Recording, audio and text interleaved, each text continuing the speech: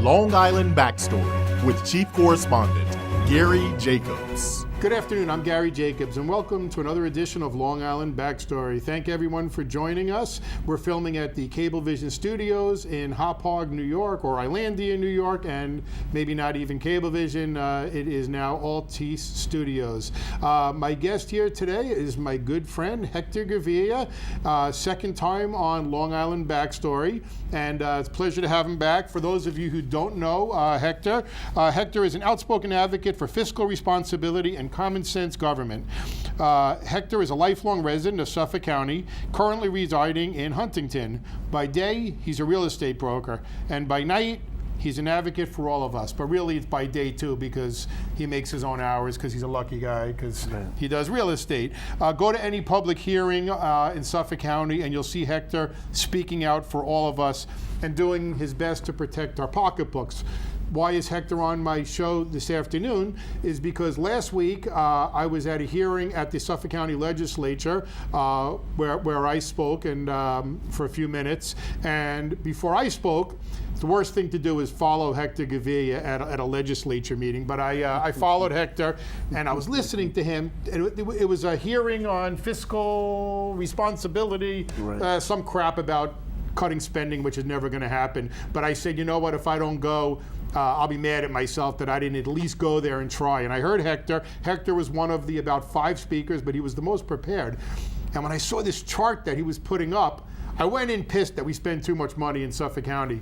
But after I heard him speak, I was horrified. I was like, this is even worse than I thought. I mean, this is like listening to a Rob Trotter seminar when I walked out. Between the two of them, I think I'm going to shoot myself. It's like doom and gloom. But anyway, Hector had a lot of good information. So Hector, thank you very much for coming on the show. You're also running for office, and this is petition time. So I appreciate that you took the time to come on the show. Well, it's my pleasure being here. Thank you. Great, great. So first, let's talk about how you got involved in government advocacy. I know because my brother has a son who's a baseball player, and you have a son who's an unbelievable baseball player too. I think my nephew's better. I don't know. My brother says he's better. But anyway, so I know you're very busy with your son and your real estate business. You need this like a hole in the head. That's right, and also I have a daughter that's a professional ballerina. Oh, also. I saw pictures on Facebook. That was very impressed. That was very impressive. I'm very proud of both my children. So thank you very much. I know you, but your daughter doesn't compete with my nephew. That's why I didn't point that out. But you're right. You do bring that. But they are friends. Yeah, of your nephew and my son are very good friends. Of course they are. So tell everybody, how do you get involved in government advocacy and I guess in advocacy and spending? How did you get involved in this whole thing? Well, in 2015, 2016, I started to notice that the government was abusing people by creating fees such as the red light cameras, which was the first form of abuse, and also there's mortgage recording fees, cremation fees, and they're basically creating these hidden taxes that are killing us. And so, you know, I was always told by the people that are in government that Suffolk County is mismanaging their money. So for my own purpose, I wanted to find out how exactly are they spending the money, and if indeed they are mismanaging it. So I went on the internet. It's very easy on the Suffolk County Legislature website, and I was able to look at the Budget Review Office of the Legislature, and I saw the expenditures for 2018. And I was really horrified by what I saw. So when is it that, just to backtrack a little bit, when did you realize that running for elected office was the way to go? Because a lot of people, when they first get in, they say, well, I'm just going to, and I did the same thing, I'm just going to support politicians that I like, that I have similar beliefs. But you took it a step further and said, you know what, I'm going to take my own personal money, my own personal time, it's very exhausting, and I'm going to run for office. So what made you decide that running for office was the way to go? Well, because really you have to be in a public office to be able to make change. Because I strongly believe that if I'm fortunate enough that the people will elect me, I will be their voice. and I will be able to help them already in the campaign trail. I've met many people. I've been knocking on doors, as you know, getting a petition signed, and I've been a public advocate, unpaid volunteer public advocate for people for several years now, and I've been able to help them. But I want to be able to be in a position where I really can truly make a difference. So let's get into the meat of the case of what we're here for, really, to talk about today, Hector. We had you on last year or 2 years ago now to talk about the red light cameras, but today we want to talk about government spending, because I think sunlight is the best disinfectant, and the more people know about it, the better. And a lot of these people aren't going to go to the Suffolk County legislature, but a lot of our viewers today, this may be the first time they're hearing about all these things. So let's just go back to what are the big problems with Suffolk County spending, because we need to get to the bottom of why are we the highest tax people in the nation. Some would argue we don't even have the best services anymore. I mean, people used to say we pay the highest taxes, but you know what? We have the best schools, we have the best roads, we have the best police. It ended up that we really don't have the best of all these things, right? I mean, how many people are in jail, from the police chief to the head of corruption being investigated? I mean, it goes on and on. So tell me, let's go to the beginning. What are the biggest problems in Suffolk County with spending? Well, if you take a look at the pie chart that I created, that I got let's show that up on the screen now. Yes, please, thank you. So if you look at the data on the pie chart, which I got from the Suffolk County Budget Review Office, and that office is set up to give advice to the Suffolk County Legislature to propose the budget for the following year. What you will see is that the three largest departments or agencies that spend money are the social services. We spend $615 million on social services. Which is, if you see on the chart there, that's 30%. Right. That's huge. That's huge. And you know what's interesting, and we spoke about this earlier, is that I always tell people one of the most corrupt agencies here on Long Island. Number one, the police department. In Suffolk County, we had the second department with Burke and everybody covering up for him. We had a corrupt DA, corrupt head of corruption. Right. So that was one of our most corrupt places, which is, of course, our second biggest expenditure. And then after that is Child Protective Services, stealing children. I could do a whole show about how bad. That's a corrupt agency too. People getting money for social services that don't warrant it. People who want to get it don't get it. Follow the money, right? Yeah, follow the money. Well, what bothers me is when you're driving on the Suffolk County roads and you wonder why there's potholes and they're not being maintained well. And then when you look at this chart and you look at the data of how the money's being spent, it makes you understand that compare the social services where they spent $615 million in 2018. Compare that to Public Works where they only spent $246 million. Public Works meaning roads? Meaning the Public Works is the public facilities such as the roads mostly to maintain the roads where they have to repave the roads and so forth, which really are being poorly done. I think by all accounts most people would agree that the Suffolk County roads are not the best. Especially for the amount of money we're paying. Let's put it exactly. that. If we had low taxes, you might say, okay, the roads could be, maybe not paved. We're paying top dollar taxes. We should have beautiful roads where you drive to other places in the country and their roads are beautiful. Correct. We're like a third world country when you're on the expressway here. Exactly, and not that we're trying to criticize or attack anyone who's using the social services, which consist of the welfare, the food stamps, and those types of services, but it's very disproportionate, and it seems to be growing every year. Do you have any idea, Hector, what other municipalities, percentage-wise, do you think in proportion? It seems to me like it shouldn't be, 2.5 times. Social services shouldn't be 2.5 times our infrastructure, our public works. But do you have any idea where it should be, or do you think should we be spending more on the public works, less on? Do you have any idea where it should be? I really that's hard to judge, but I mean certainly, if you look, the public works is only 12%. Right. of and the even budget. police, 25, and that's salaries, Police I guess, is right? 25%. Okay. Well, with the police, I'm speculating, but in the report, and everyone really needs to go to the Suffolk County Legislature website and look at the report that the BRO put out there. It's public information. Anyone viewing the show can access that information. But nobody's really going to do that. Okay, I know, right? but I spend a lot of time looking at it. That's why we have you on the Right. show. And thank So you. they don't thank have to you do that. very much. But with the police, a lot of it could be, for the pensions, and when they retire, they can, get paid one-time payment for all the unused sick days, unused vacation we've days. been hearing. That was one of the things that and I so spoke forth. about at the, is how do you let these people? I mean, in the real world, Right. You don't get to cash out. It's usually use them or you lose them, or sometimes people will let you bank some of them in case there's a major emergency. But what happens here is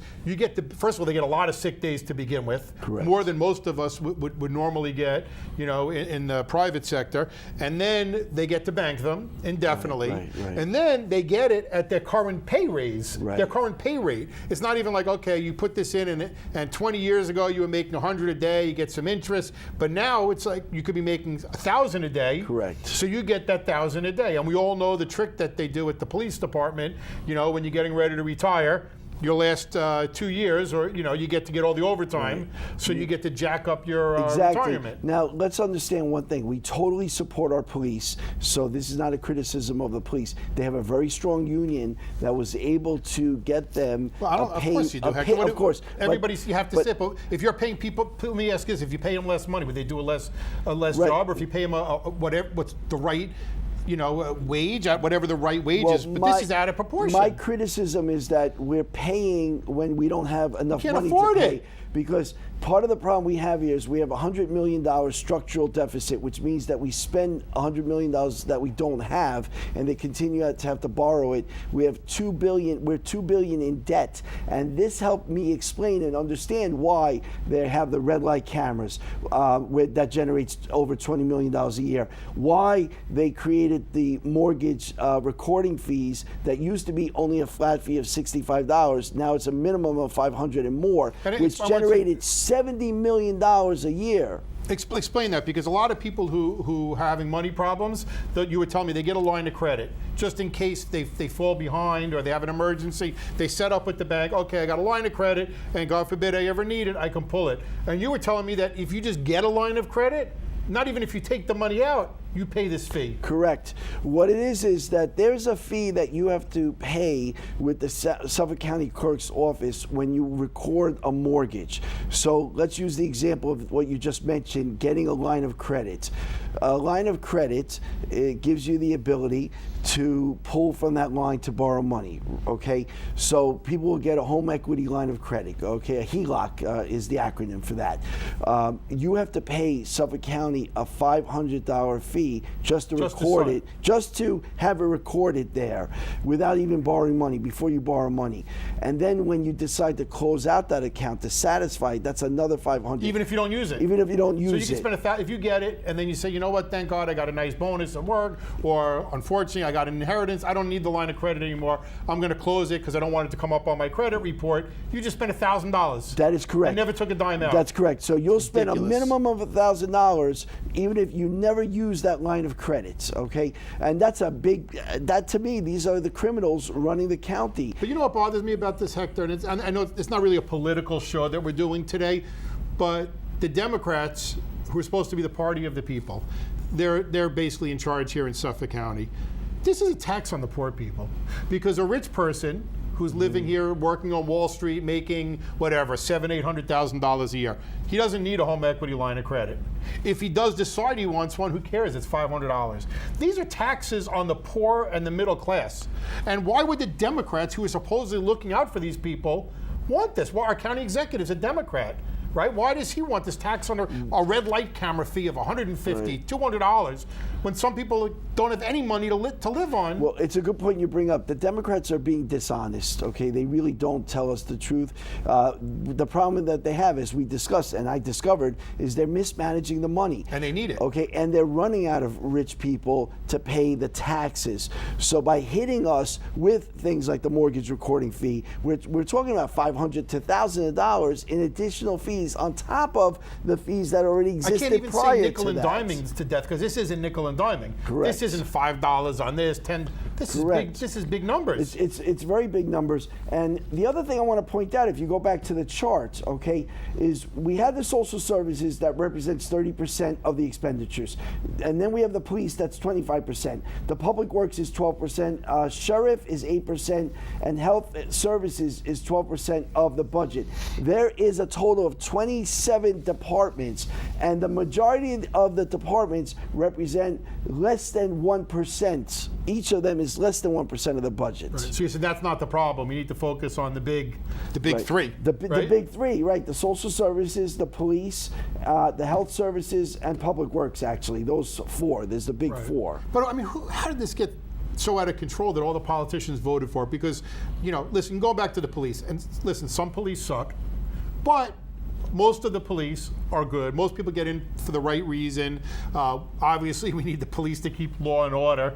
Nope, I don't think anybody's saying that. We just, we want the bad ones out. And unfortunately, for whatever reason, they got to prosper here on Long Island, the bad ones. But I think hopefully now it's going in the right direction. But the way I look at it is, how do you determine what a policeman's worth?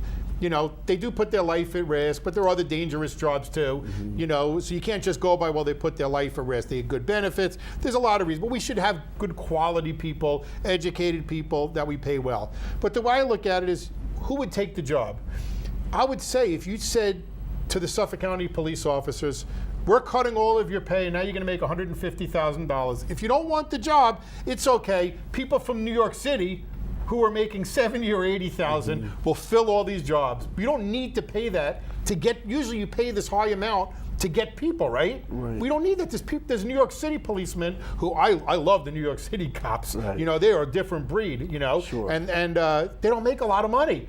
And they would love to work out on Long Island, right? So you can't say that that's what we need to pay the police. Just like these people that work in the school districts making $400,000 as an executive. It's insanity. It is insanity. What I wanted to mention, though, is part of that task force that both you and I spoke at. Right.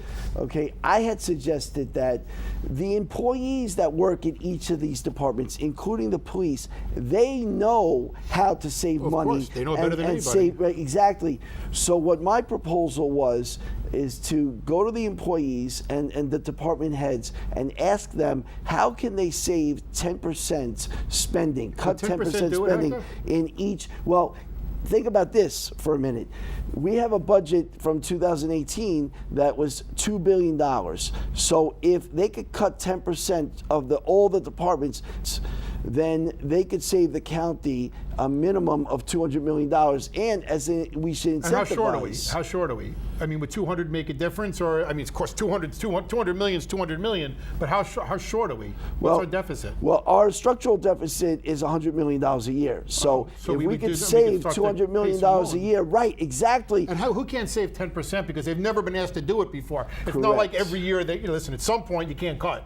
Right. But we've never been asked to cut. Never been asked to cut. They grow cut every year automatically. Because it requires work. But Gary, even in your own business or even in your own household, if somebody asked you and your family members, how can we cut our spending in our household by 10%?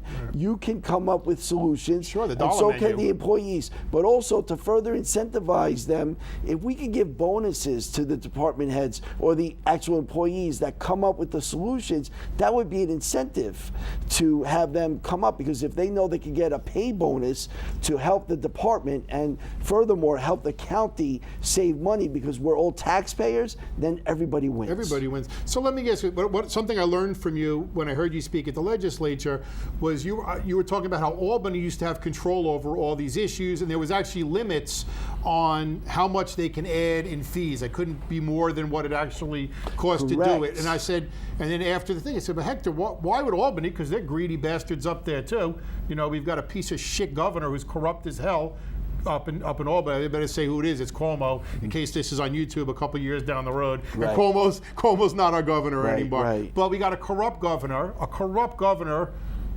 who loves the money. Why did he allow the control to go to Suffolk County? Okay. It doesn't make sense to me. Well, specifically, you might be talking about the traffic court. Right, the traffic court, which they let the control go. There was a great moneymaker. Why'd they let the control come to Suffolk County? Okay, because any time that the state can allow the county to generate their own revenue, then it prevents the county from having to borrow money from the state. So they actually transferred the traffic court to the county back in 2012. Is that only Suffolk, or they did it to Nassau too? Well, Nassau started first, and then Suffolk seems to copy everything that Nassau does. Okay. So Nassau, for a very long time, had their own traffic courts. But in 2012, the legislature voted to move the traffic court to the county level for the sole purpose of generating revenue, and that was it. And to answer your question, the state loved the idea because then the county can help generate revenue for themselves. And that's the same reason why they brought the red light camera program to Suffolk County, because it helps the county generate more revenue for themselves. Right. So how did, like, the motor vehicles? I mean, is there no limit? I know, like, now I just had somebody went and registered a car a couple months ago, and it was just a used car, because the guy didn't have a lot of money. Right. And he comes back and he's like, Harry, can I borrow some money? So what? He goes, you can't believe how much the registration fees are on a car. I'm like, yeah, we always paid it, but it was never something that was crazy. He said, no, I forget the number. Is there any rules, or can the county just say, okay, we're going to add whatever we want to these taxes? The county also gets a portion of the fees, and that was something that was recently voted on by the county. So the county legislature approves all these things? Well, what happens is when there's a proposal for a new law, it either comes from a legislator or it comes from the county executive himself, and then the legislature votes on it, and then the county, if that passes through the legislature, then the county executive votes or vetoes it, okay? So I'm not quite clear who proposed the law to have the registration fees, a portion of it, go to the county. But when you register a vehicle in New York State, and you're a Suffolk County resident, a portion of that does go to the Suffolk County government. So who makes it, like you were saying at the beginning, you went over it quickly, but there's now a cremation tax. Yes. Like, who sits down and says, hey, you know what, let's tax grieving people who have no choice,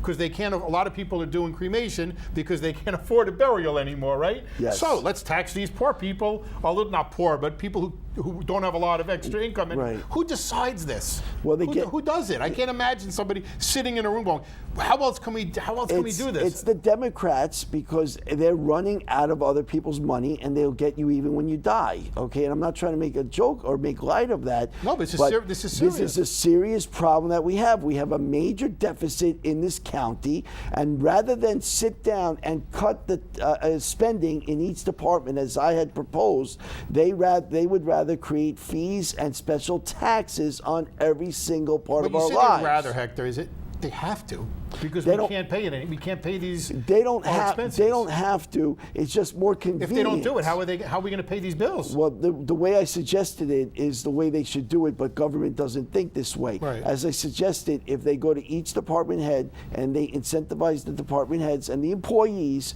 to cut the spending, and they give bonuses for those people who could find ways to cut spending, that's the way they could do it. It's not easy, but it can be done. You own a business. If you don't get the revenue to generate a profit for your business, you have no choice. You're either going to go out of business or you have to cut your spending, right? You're forced to do it. It's not easy. You can't all of a sudden go to your clients and say, I'm going to charge double, or you can't go to your clients and force them to purchase more products from you. But the government, unfortunately, can. They can create taxes. They can create fees. Look what's happening in the city. Congestion tax, congestion fees, raising the tolls on bridges. It's out of control. It is out of, and I think one of the things that bothers me also is something called step increases.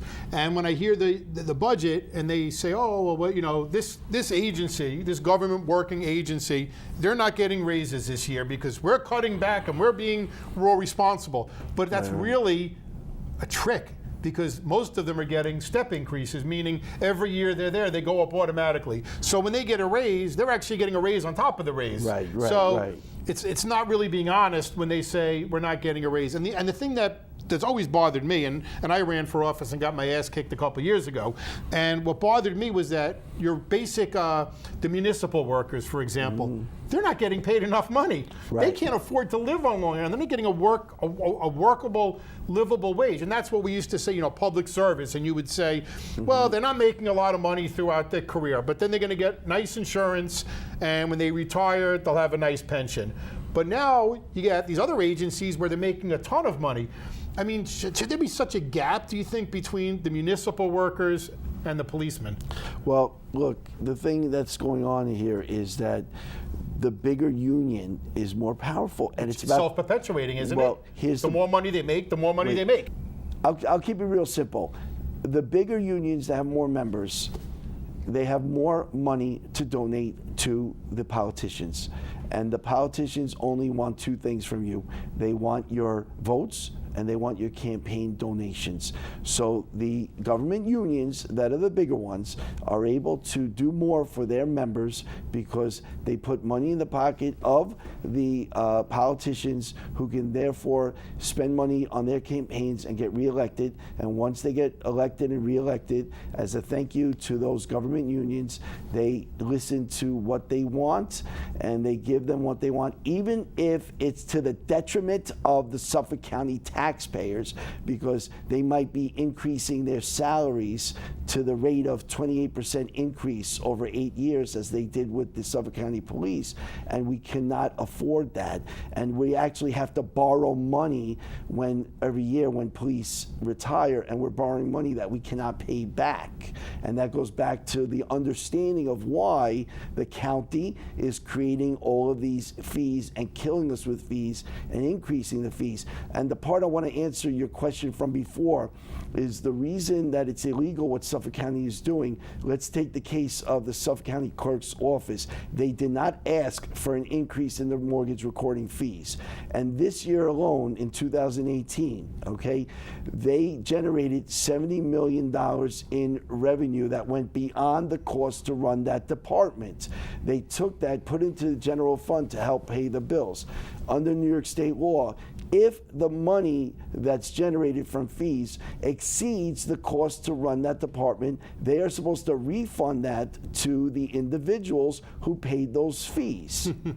That's not happening. It's not happening. And what I also want to add is that they did not improve the services. They did not make it any better for recording fees. It's still the same difficult service. This is what happens when they go in. It's usually title people that will go in to record it, because they actually collect the fees on behalf of the county and the state. They'll go into the county clerk's office, and they have different lines when they go in there. There's a 5-document line, a 10-document line, and so on.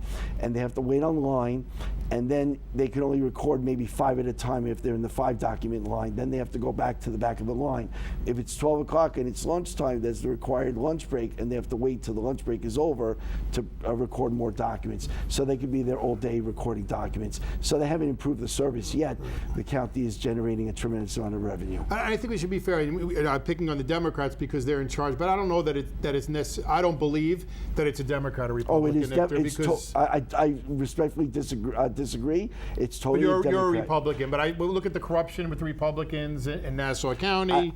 I think it's whoever's in charge. They get this power they want to stay in public office, and the only way to do it is to get in bed with the unions. All I know is Suffolk County, and I'm just telling you right now, I don't get involved in the Nassau County, let somebody else fight that fight.